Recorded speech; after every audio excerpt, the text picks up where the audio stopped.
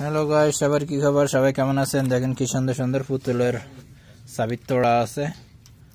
বাবা চুলও তো কি সুন্দর সুন্দর দিচ্ছে, তারা লাগায়।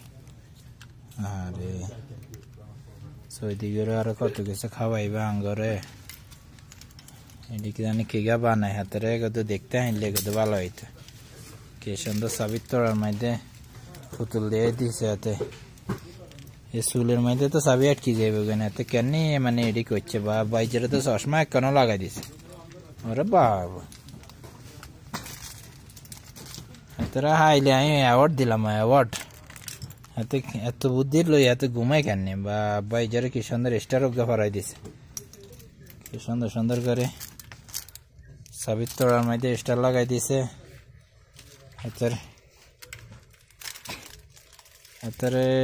এত ঠিকানা থাকলে কারো কাছে জানাইয়ে না, আর কাছে আর কত জানাই দিয়ে নাই। হাতের স্টার দিম স্টার।